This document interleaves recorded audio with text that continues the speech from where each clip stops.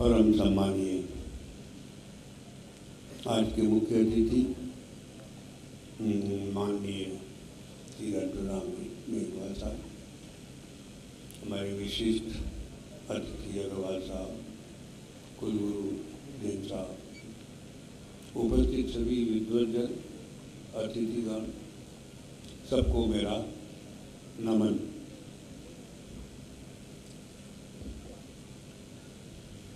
मैं एक संवाद के लिए ही बैठा हूँ यहाँ, तो भाषण नहीं देना है। का निवेदन इतना सही है कि हम इसको जीवन में आए हुए परिवर्तन के परिपेक्ष में अपने साथ जोड़ने का एक प्रयास करें, तो हम अपनी अपनी भूमिका इस देश के लिए निभा पाएंगे। लोकतंत्र भी बहुत बड़ा सब्जेक्ट है और मीडिया भी बड़ा सब्जेक्ट है। मीडिया भी माध्यम है, सही पूछे तो संवाद आज का नहीं, हजारों हजारों साल से संवाद समाज में रहा है। हमारे हर समाज का जो विकास है उसका आधार भी संवाद है। कहीं रामायण, महाभारत, गीता, ये सब भी तो मीडिया ही है। और क्या है, आप कोई भी नाम लो, बाइबल का नाम लो, कुरान का नाम, ये सब मीडिया है। पर ये वो मीडिया है जिसकी कोई उम्र नहीं है, शाश्वत मीडिया है। आज जो मीडिया है वो नश्वर मीडिया है। कल क्या पढ़ा था मुझे आज याद नहीं है, यही बस अंतर है। अगर आज का मीडिया भी उस धरातल को छूने लग जाएगा, अपने शाश्वत स्वरूप की तरफ गंभीर हो जाएगा, तो नए समाज का निर्माण कर पाएगा, जो आज नहीं कर पा रहा। क्यों? मीडिया कोई अकेली इकाई नहीं है। मीडिया के भी कई अंग हैं, हमारे शरीर के भी कई अंग हैं। मेरा शरीर है, मन है, बुद्धि है, आत्मा है। तो मीडिया का भी कोई मालिक होगा, मीडिया का भी कोई स्वरूप होगा, मीडिया में भी कोई पत्रकार होगा जो मीडिया को तैयार कर रहा है, मीडिया का भी कोई पाठक होगा। ये सब हम उस तरह से देखेंगे तो मुझे लगता है जैसे हमारे लोकतंत्र के भी 3 पाए हैं, विधायिका है, कार्यपालिका है, न्यायपालिका है। अब हमने जबरदस्ती अपना मार्क्स और डाल दी, चौथा पाया बन गए। चौथा पाया नहीं है पत्रकार, ये आप और बात लिख लेना। पत्रकार सेतु है तीनों पायों के और जनता के बीच में। अगर पत्रकार ये कहता है कि मैं चौथा पाया हूँ, इसका एक ही अर्थ है कि वो सरकार के साथ मिल गया और जनता का साथ छोड़ दिया, बस, और कोई अर्थ नहीं है। इसलिए मैं नई पीढ़ी के साथ बहुत नज़दीक से जुड़ना चाहता हूँ। बात करना का मेरा मूल ध्येय नई पीढ़ी को जोड़ना है, क्योंकि भविष्य आपके कंधों पे है। हमारा जो इनिंग करीब करीब बाहर बैठ के देखने वाले हो गए हम, और सारा भार जो अभी देश का है, आने वाला जो निर्माण, देश का स्वरूप जो बनेगा देश का, वो आप बनाएंगे। लेकिन आपको इस मीडिया को और इस लोकतंत्र को भी स्वतंत्र रूप से देखने का अभ्यास करना चाहिए। ये मेरा एक ही निवेदन है। क्यों? क्योंकि आज सारी शिक्षा का एक ही लक्ष्य हो गया, कैरियर। हर आदमी अपने कैरियर की चिंता के लिए पढ़ाई में लगा हुआ है या लगी हुई है, तो उसको दूसरों की चिंता नहीं हो पाती। मेरी ये एक चिंता जरूर रहे कि मुझे इस माँ का कर्ज चुकाना है, और ये जब तक नहीं होगा, जब तक हम खुद अपने मन में स्वतंत्र चिंतक नहीं बनेंगे। अपने स्वरूप को समझना जरूरी है।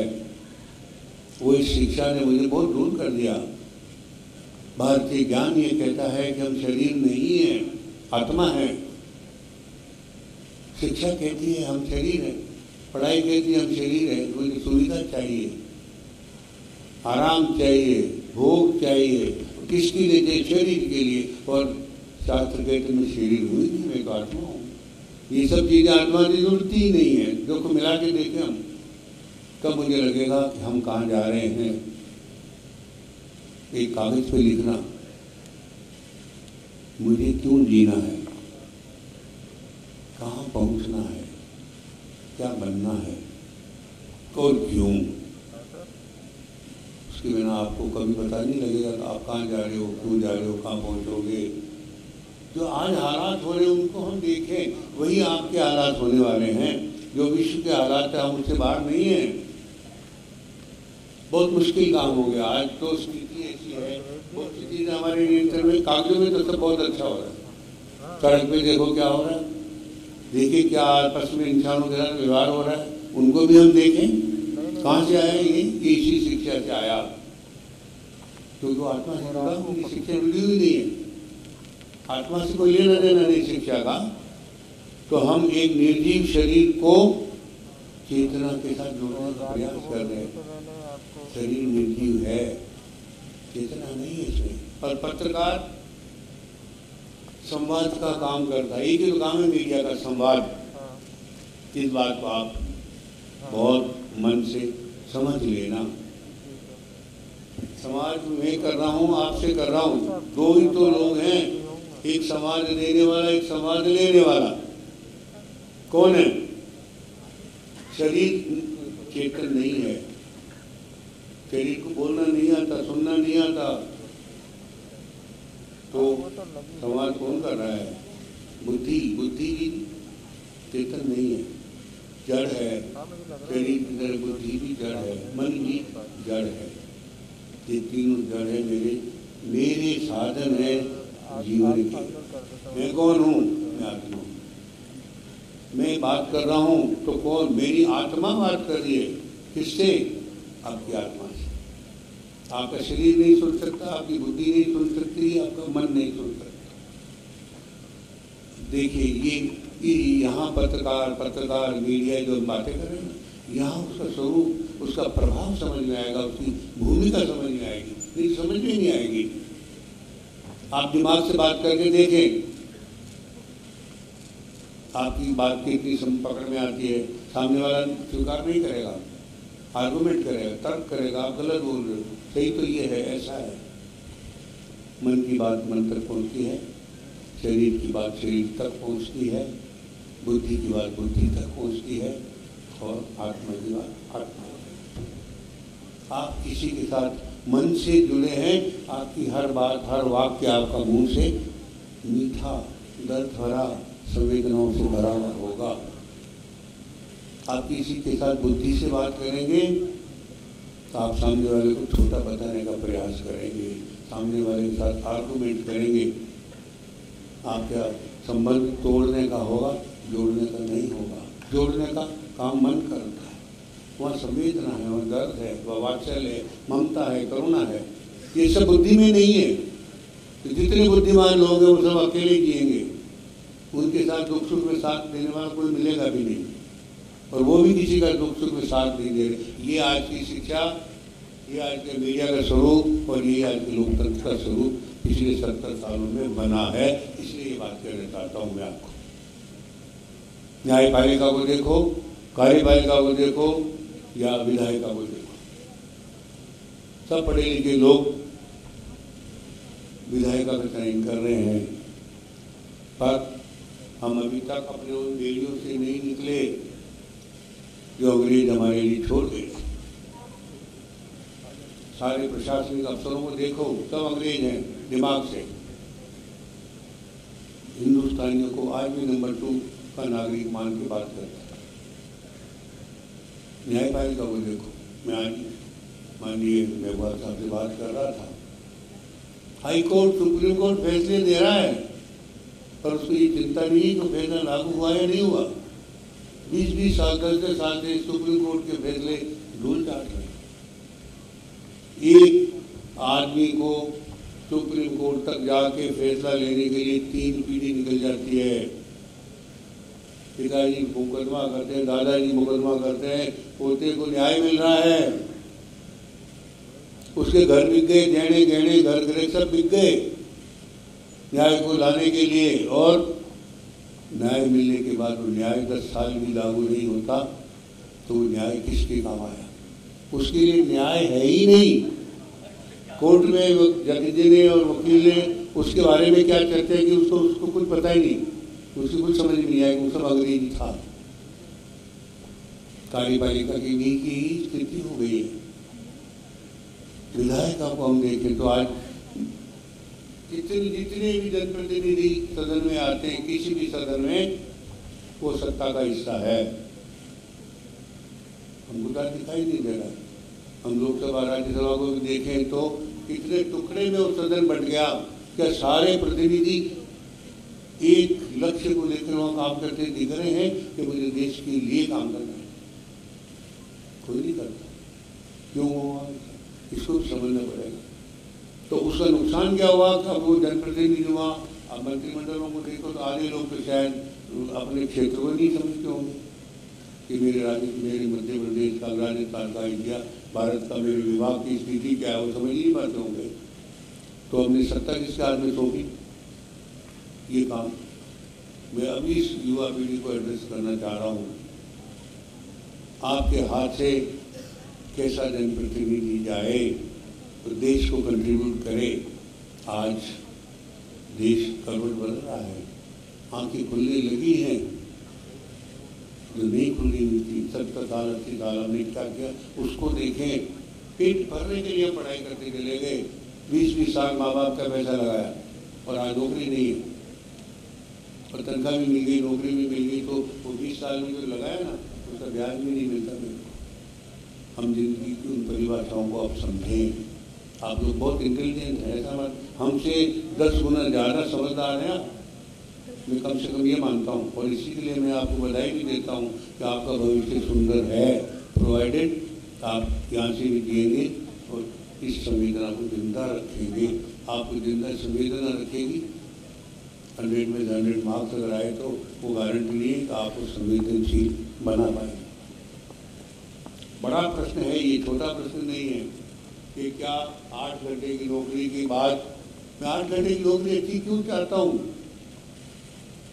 क्योंकि मैं 16 घंटे के जीवन को सुंदर बना सकूं, अपने परिवार का ध्यान रख सकूं, उसको पालन पोषण कर सकूं। पर आज क्या हुआ? 24 घंटे मेरे उस नौकरी में खप गए। इसको समझना है आप लोगों को, अगर समझना है तो।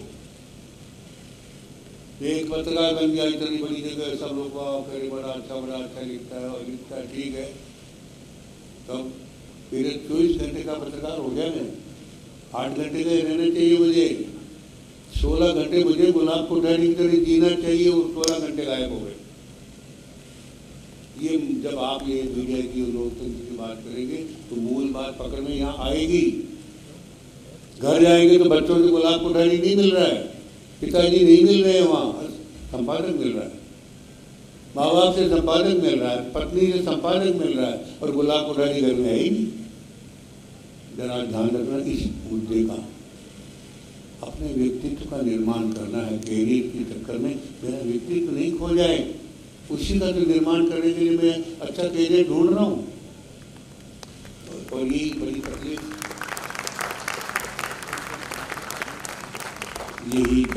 आज शिक्षा की सबसे बड़ा मेरा नासूर बना। शिक्षा ने मुझे अपनी आत्मा से दूर कर दिया। चर्चा ही नहीं इंसान की शिक्षा में।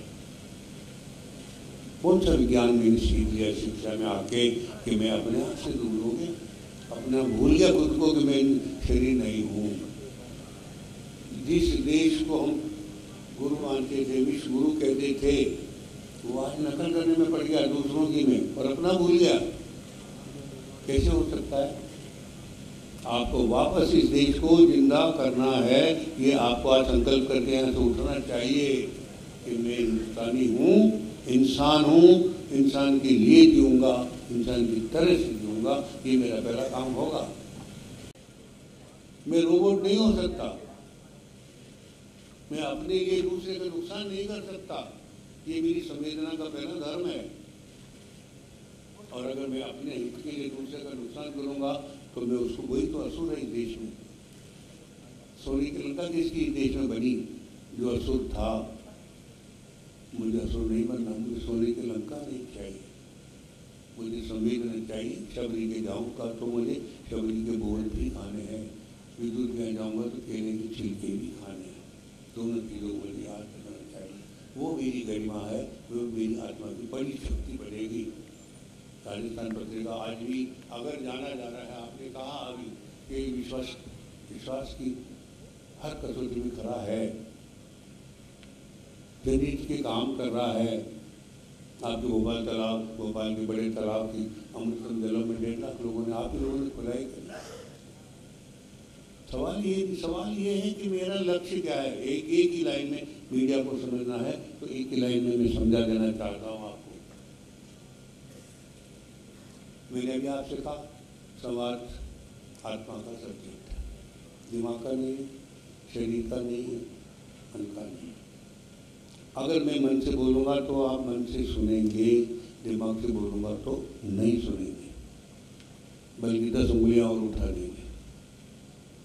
राजस्थान पत्रिका भी एक ही लक्ष्य लेकर, पिताजी का जन्मशती मना रहे हैं तो क्यों मना रहे हैं? उन्हीं के सिद्धांतों को याद कर करके फिर जनता तक पहुँचाने का एक प्रयास कर रहे हैं। प्रयास तो 12 महीने कर रहे हैं। शायद देश में मैं आपको शर्त से कहूँ, एक ही अखबार होगा जो पत्रकारिता के साथ साथ भारतीय संस्कृति को पूरे 12 महीने जीवित रखता है और घर घर पहुँचाता है। आप मध्य प्रदेश में बैठे हैं, आप राजस्थान, मध्य प्रदेश, छत्तीसगढ़ कहीं भी देख लें, जब भी किसी सरकार ने जनहित के खिलाफ बड़े काम किए तो शायद एक अखबार था राजस्थान पत्रिका जिसने सरकारों से संघर्ष किया है। आज भी आपने व्यापम वाला केस मेरे ख्याल से सबको मालूम होगा क्या था, और राजस्थान सरकार से अगर लड़ाई की और इतने लोगों को जेल हुई तो वो कहाँ से शुरू हुई थी। राजस्थान में अगर काले कानून के खिलाफ लड़ाई हुई वसुंधरा सरकार में और सरकार को घुटने टेकने पड़े तो वो किसने लड़ाई शुरू करी थी? छत्तीसगढ़ के अंदर अगर सलवा जुलूम जनहित और आदिवासियों के खिलाफ काम हो रहा था, सुप्रीम कोर्ट में सरकार को घुटने टेकने पड़े और उस सलवा जुलूम को वापस लेना पड़ा, तो ये काम कहाँ से शुरू हुआ, किसने किया था? तो मैं आपको एक नहीं दर्जनों ऐसे केस दिखाऊं जब जनहित के लिए हमने हर सरकार से लड़ाई लड़ी, हमने विज्ञापन छोड़े, पता नहीं और क्या क्या अभी हम पे गुजरी होगी, लेकिन हमने समझौता नहीं किया। ये मैं आप सबसे भी अब ये उम्मीद करूँगा कि आप सब अपनी अपनी कमर कसें, सिद्धांत एक जीवन का खुद अपना तय करें। हमारे एक पाठक भगवान है, जैसे हर दुकानदार के लिए ग्राहक भगवान होता है, पाठक मेरा ग्राहक भी है, इसलिए वो भगवान है। उसको राजी करना मेरा एकमात्र लक्ष्य है, अखबार चलाने का। आप ये मान लेना, मेरा कोई लक्ष्य नहीं है। सरकार की नाराजगी मोल ले लेते हैं, सहन भी कर लेते हैं। पाठक की नाराजगी अगर मोल नाराज हो गए तो हम कहाँ खड़े रहेंगे, ये बात मेरी समझ में आती है। पर आप इस बात को ये देखना कि हम अपने उस ईश्वर को राजी रखने के लिए क्या क्या करते हैं, तब आपको एक मीडिया की भूमिका का भीतर का आत्मा का स्वरूप दिखेगा। हम आत्मा का अखबार चला रहे हैं, हम अखबार या पत्रकारिता का वेद लिख रहे हैं, इतिहास लिख रहे हैं, जिसके अंदर इंसान है, संवेदना है, संवाद की गहराइयाँ है। तो सुबह अगर आप देख रहे जो अब नियमित पढ़ने लगे पत्रिका, अगर उनके घर पत्रिका 15 मिनट 20 मिनट लेट पहुंचती है तो आप देखना घर के बाहर वो दरवाजे के बाहर चलता हुआ दिखाई देगा। अखबार नहीं आया, कहाँ ले गया अखबार? ग्राहक देखना कितना बेताबी उसको हो रही होती है। मैं तो आपको दर्जनों उदाहरण दिखा दूँ, पर ये बेताबी हो रही है, उसको समझना है कि वो बेताबी क्या है, वो क्या छूट रहा है उसके यहाँ से। वो तो चाय नहीं दे रहा है, तो मेरे का सवेरे की उसकी दिनचर्या शुरू नहीं हो रही। पर हम जब भी किसी देवता की पूजा करते हैं तो ब्रह्म मुहूर्त में उठते हैं, ये तो सही है नहीं है? ब्रह्म मुहूर्त में हमारा हॉकर आपके घर जा रहा है, आपका दरवाजा खटखटा रहा है, जागो, मैं आ गया, आपको राजी करने के लिए आया, प्रसन्न करने के लिए आया हूँ, कि पूजा की थाली लेके आया हूँ, जो कुछ इसमें रखा हुआ है, भरा हुआ है, यही पत्रम पुष्पम आपको राजी करने के लिए मैं तैयार करके लाया हूँ। समझना इस बात को। पूरा का पूरा पत्रकार स्टाफ सारे लोग मिलके उस पूजा की थाली को तैयार करते हैं। कोई भी फूल, उसके अंदर कोई पत्ता कोई खराब नहीं हो सकता, कोई खबर गलत नहीं हो सकती, पैसा देके छपी हुई नहीं हो सकती, मर्जी से लिखी हुई नहीं हो सकती। राजस्थान के हाईकोर्ट को तो मैं जानता हूँ, पत्रिका में छपी हुई खबर को रिट मान के सरकार को नोटिस देते हैं। ये खबर गलत हो नहीं सकती अगर पत्रिका में छपी है तो। ये मेरे ईश्वर को राजी करने का सबसे बड़ा प्रयास है। और मैं इसी को मीडिया कहता हूँ। मीडिया तो माध्यम है, मीडिया शब्द जो है वो भी निर्जीव है। मीडिया को जीवंत तो पत्रकार बनाता है। वो क्या सोचकर पत्रकार बना है जो उसमें लिख रहा है, या वो भी पैसे कमाने के लिए आया है, पेट भरने के लिए आया है, या उसके मन में भी कोई समाज में कुछ लौटाने का भाव है। पत्रकार का मालिक का भाव क्या, अखबार चलाने के पीछे कई चीज़ों को समझना पड़ता है। ये बहुत कॉम्प्लिकेटेड है, पर एक ही जगह समझना है कि जो पत्रकार है वो क्या सोचकर काम कर रहा है वहाँ पर। अब अगर मैंने कुछ भी लिखा, शरीर से लिखा, तो पढ़ने वाले को कभी समझ में आएगा नहीं आएगा, वापस नहीं आ रहा हूँ। अगर मैंने मन से लिखा है तो लिखते समय भी मुझे ध्यान रहेगा कि मेरी इस लाइन को पढ़कर पाठ का चेहरा कैसा हो जाएगा, देखेंगे मुझे। अगर मैं अपने आप को इन्वॉल्व कर रहा हूँ, बेसिकली पत्रकारिता जो है sense of belongingness with the reader, वो है। अगर मुझे आपकी चिंता है तो मैं एक एक लाइन में आपका चेहरा देख लूँगा कि ये पढ़ के आपका रिएक्शन क्या होगा। और जब आप उस लाइन को पढ़ेंगे तो आप ये देख लेंगे कि मैंने क्या सोचकर आपके लिए ये लाइन लिखी है। देखिए, ये है संवाद का मूल। यानी भीतर से जिस तरह से हम माँ और पुत्र का एक रिश्ता होता है, वो दिमाग का नहीं होता, शरीर का नहीं होता, मन का रिश्ता होता है। उसमें मिठास है, उसमें दर्द का रिश्ता है, उसमें वेलबींग का रिश्ता है। वो समझ के चलिए, एक दूसरे की शुभकामनाएं उसमें जुड़ी है। तब वही मीडिया समाज के काम आएगा। वही मीडिया देश को आगे ले जाने के लिए नई पीढ़ी तैयार करेगा। देश की संस्कृति हर व्यक्ति तक पहुंचाएगा, उसको सींचेगा। हर पाठक को उस संस्कृति से सींचना पड़ेगा। जिंदगी में कोई माँ अपने लिए नहीं जीती है, आप ध्यान रखना। वो पूरे परिवार के लिए सुबह से शाम तक जीती है, उसके लिए नहीं जीती। बस ये पत्रिका की पहचान है। पत्रिका बीज है, पत्रिका पेड़ है, पाठक सब उसके पत्ते हैं। बीज जब तक जमीन में नहीं गड़ेगा पेड़ नहीं बनेगा, पत्ते तैयार नहीं हो सकते। लगेंगे किसके?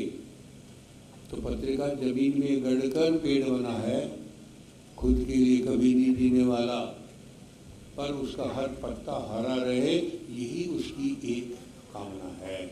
उसकी छाया में समाज पले, उसके फल समाज को मिले। कोई बीज अपने फल खाता नहीं है, ध्यान रखना। जो आदमी अपनी कमाई खुद खाना चाहता है ना, वो पेड़ नहीं बन सकता। जो खुद कमा के बांटता है, अगली पीढ़ी कोई सही है, पर जो खुद नहीं खाएगा वही पेड़ बनेगा, वही छाया देगा। पत्रिका वही पेड़ बनकर समाज के बीच खड़ा है, खड़ा रहेगा। नमस्कार।